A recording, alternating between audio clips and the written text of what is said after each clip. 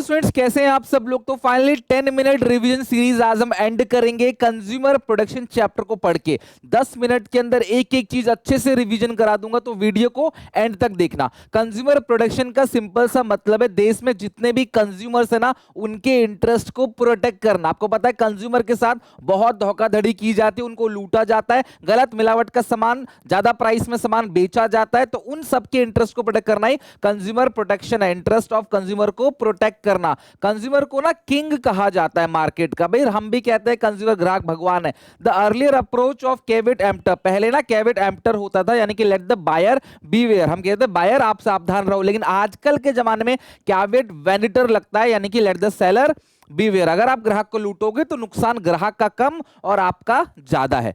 Consumer production के लिए ना एक एक्ट बनाया गया है, कंज्यूमर प्रोडक्शन एक्ट 2019 नया बनाया गया है। पुराने कंज्यूमर प्रोडक्शन एक्ट को इसने 1986 वाले को रिप्लेस और रिपील किया है।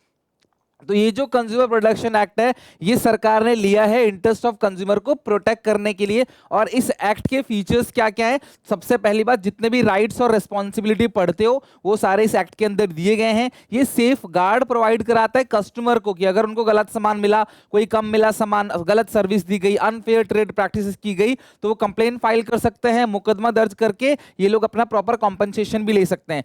ये आपको act 3 tier redressal agencies provide कराता है, जहां पे आप कंप्लेन फाइल कर सकते हो डिस्ट्रिक्ट, स्टेट और नेशनल कमीशन में। कितने रुपए का सामान होगा हम आगे पढ़ेंगे। अगली बात है कंज्यूमर प्रोडक्शन का इंपॉर्टेंस। बहुत इंपॉर्टेंट है ये पेज। कंज्यूमर प्रोडक्शन का इंपॉर्टेंस क्या है according to the consumer point of view और business point of view.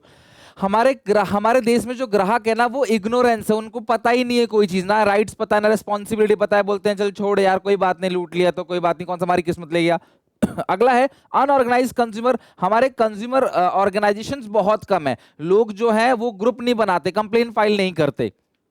Consumer organisation हमारे कंट्री में बहुत कम है और बहुत ज्यादा लूटा जाता है, wide spread exploitation of consumer. इसलिए कंज्यूमर प्रोडक्शन बहुत ज्यादा जरूरी है। अगर मैं बात करूं बिजनेस पॉइंट ऑफ व्यू से भी कंज्यूमर प्रोडक्शन क्यों जरूरी है? Long term interest of business. Enlightened business realise that it is in their long term interest to satisfy the customer. Customer को सेटिस्फाई करोगे तो लंबे समय तक आपको फायदा होगा, रिपीट सेल्स आपकी बढ़ेगी। बिजनेस सोसाइटी का रिसोर्स यूज करता है, सोसाइटी को अच्छा सामान देना चाहिए, कोई गलत काम नहीं करना चाहिए, भी आपकी मोरल ड्यूटी भी है। Thus, a businessman must avoid unscrupulous, exploitative, and unfair trade practices like defective, unsafe product, adulteration, false and misleading advertisement, hoarding, black marketing। ये सब आपको नहीं करनी है, मोरली ये चीज सही नहीं है। अगर आप चाहते हो सरकार आपके बिजनेस में इंटरवेंशन ना करे तो कुछ भी गलत मत करो। गलत करोगे तो सरकार आएगी, आपका बिजनेस अफेक्ट होगा, नाम खराब होगा आपका। तो इसलिए भी कंज्यूमर प्रोडक्शन बहुत ज्यादा जरूरी है। कौन है कंज्यूमर? जो सामान कुछ पैसे देकर खरीदता है, या फिर जो सामान यूज करता है किसी के अप्रूवल से, या फिर वो जो सामान यूज कर रहा है अपने जीवन व्यापन के लिए, रीसेल के लिए अगर कोई सामान खरीदता है, खरीद के आगे बेच रहा है, उसका ऑर्डिनरी कोर्स ऑफ बिजनेस वो है, तो वो कंज्यूमर नहीं है। कौन कंज्यूमर नहीं है? जो सामान क्लास रीसेल के लिए खरीदता है वो कंज्यूमर नहीं है।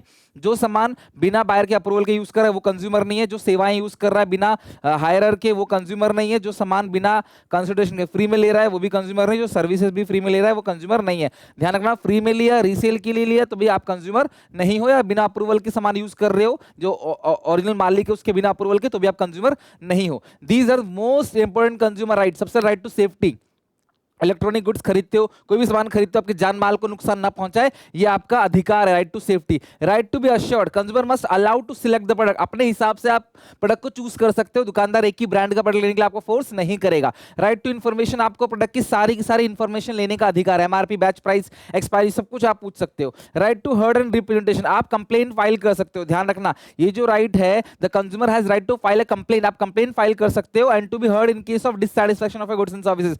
तो जो ये टोल फ्री नंबर वगैरह कंपनी देती है ना अपने प्रोडक्ट के ऊपर लिखा हुआ, वो इसीलिए देती है क्योंकि आप कंप्लेन फाइल कर सको, आपकी बात सुनी जाएगी, और आपके साथ गलत अगर हुआ है तो आपको कॉम्पनसेशन दिया जाएगा। ध्यान रखना, यहां पे कॉम्पनसेशन देने की बात की। क्या कॉम्पनसेशन मिलेगा? एक्सचेंज होगा, रिपेयर होगा, आपको कॉम्पनसेशन दिया जाएगा, सामान को मार्केट से निकाला जाएगा, गलत एडवर्टाइजमेंट को बंद किया जाएगा। इसको बोलते हैं right to seek redressal, compensation दिया जाएगा। राइट टू हर्ड रिप्रेजेंटेशन में आप कंप्लेन फाइल कर सकते हो। Right to consumer education, consumer को एजुकेट करना, कंज्यूमर को राइट रिस्पॉन्सिबिलिटीज को बताना, यह अधिकार है कि हर एक कंज्यूमर का राइट है कि भाई उसको एजुकेट किया जाए। इसे जाओ ग्राहक जाओ जैसे कैंपेन चलाए जाते हैं ताकि कंज्यूमर को एजुकेट किया जा सके, टीवी में, किताबों में, मैगजीन्स के अंदर कैंपेन चला के। अगला है कंज्यूमर रिस्पॉन्सिबिलिटी। कंज्यूमर के पास राइट्स है तो कुछ रिस्पॉन्सिबिलिटी है कि भैया उसके जो राइट्स है वो एक्सरसाइज करे, जो अधिकार आपको मिला आप उसका पालन करो, सावधान रहो, सामान खरीदते वक्त ब्लाइंडली सेलर्स की बातों बिलीव ना करो, कंप्लेंट फाइल करो, हर छोटी मोटी शिकायतों के लिए कंप्लेंट फाइल करोगे तो ग्राहक डर के रहेगा, आगे गलत नहीं, दुकानदार डर के रहेगा, आगे गलत नहीं करेगा।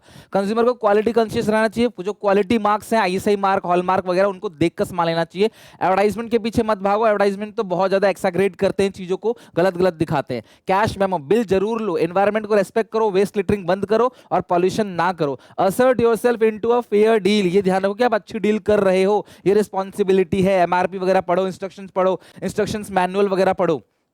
फ्रॉम कंज्यूमर सोसाइटी वुड पे an active part in educating customer, आप भी आगे लोगों को एजुकेट करो, उनके सेफगार्ड को इंटरेस्ट करने में उनकी हेल्प करो। Learn about risk associated with product, product के साथ कौन कौन सा रिस्क है, मैनुअल जो मैनुअल है वो फॉलो करो, इंस्ट्रक्शंस को फॉलो करो, प्रोडक्ट को सेफली यूज करो। ये आपकी राइट्स के साथ साथ कुछ रिस्पॉन्सिबिलिटीज भी हैं।